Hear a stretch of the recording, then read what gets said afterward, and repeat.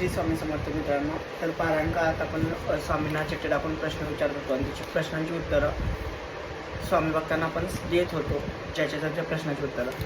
पण त्याच्यानंतर काही दिवसानंतर मी बंद केलं होतं, कारण प्रश्न खूप येत होते आणि एकाचा प्रश्न व्हायचा आणि एकाचा प्रश्न राहायचा, त्यामुळे बरेच जण नाराज होत होते. त्यामुळे मी प्रश्न विचारणं बंद केलं होतं. पण आता गेले काही दिवस झाले इतक्या कमेंट येत आहेत, वारंवार कमेंट येत आहेत, त्यामुळे मला कुठेतरी वाईट वाटलं की एवढे लोक आपल्या पाठी लागत आहेत आणि आपण त्यांची मदत करू शकत नाही. तर त्यामुळे मी आज गुरुवार असल्यामुळे प्रश्न विचारले स्वामींना. 4च प्रश्न विचारले, तर त्या 4 प्रश्नांची उत्तर आपण आज मी तुमच्यासमोर सादर करणार आहे. तर व्हिडिओ शेवटपर्यंत पहा. तर पहिला प्रश्न होता कोमल परिहार B6T यांचा. तर दादा, मी तुला किती वेळा कमेंट केली की मी आई होणार की नाही ते सांग. तर तू कमेंट केली होती, 2 चिठ्ठ्या टाकल्या होत्या. तर त्यामध्ये उत्तर असं आलं की कोमलताईंना आई होण्यासाठी 9 गुरुवारचं सारामृताचं पारायण करावं लागेल. हे उत्तर या चिठ्ठीतून आलेलं आहे. तर ताई, तुम्ही हा उपाय नक्कीच करा, तुम्हाला नक्कीच यामध्ये यश मिळेल आणि तुमची जी इच्छा आहे ती पूर्ण होईल. त्याच्यानंतर सुषमा माई 3386 त्यांनी प्रश्न विचारला होता की दादा, माझी मुलगी पोलीस भरती होईल का? तुम्ही प्लीज आपल्या स्वामी महाराजांना विचारा आणि मला आपल्या स्वामी महाराज जे उत्तर देतील त्या मताला मी सहमत राहीन. तर त्यांचा पण प्रश्न विचारला होता. तर त्याचं उत्तर असं आलं होतं की ताईंची मुलगी पोलीस भरती होईल. हे उत्तर चिठ्ठीतून आलेलं आहे.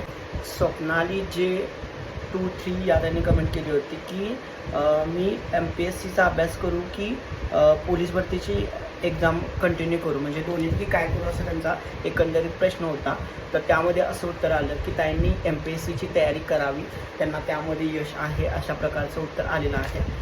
स्वप्नाली राणे H1R या त्यांनी कमेंट केली होती की दादा, मला जर प्रश्न विचारला का तुम्ही, मला 2 मुली आहेत, मुलगा होईल का?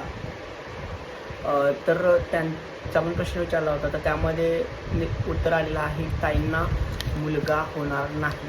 हे उत्तर स्वामींच्या चिठ्ठीतून आलेलं आहे. तर नक्कीच असं काहीसं होतं, म्हणजे असे काही उत्तरं येतात निगेटिव्ह, त्यामुळे लोक नाराज होऊ नयेत. निगेटिव्ह, पॉझिटिव्ह आले तर खुश होतील, निगेटिव्ह आले तर नाराज होतील. आणि याचमुळे कुठेतरी मी प्रश्न उत्तरांचं जे काही आहे तर ते बंद केलं होतं. पण खूप जण मागं लागले की दादा, तुम्ही प्रश्न विचारा, आम्ही नक्कीच जे उत्तरं तुमची असतील तर त्याशी सहमत असू किंवा ते आम्ही स्वीकारू.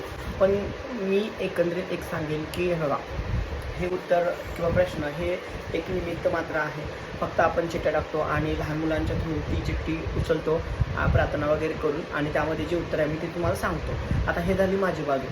पण तुमच्या सेवा ज्या आहेत त्या चालू ठेवा, मनापासून करा, स्वामींना मनापासून साकडं घाला, त्यांना प्रार्थना करा, नक्कीच ते तुमच्या पाठीशी राहतील अशी मला तरी खात्री आहे 100%. आणि आजच्या व्हिडिओमध्ये बस एवढंच. श्री स्वामी समर्थ. जय जय स्वामी.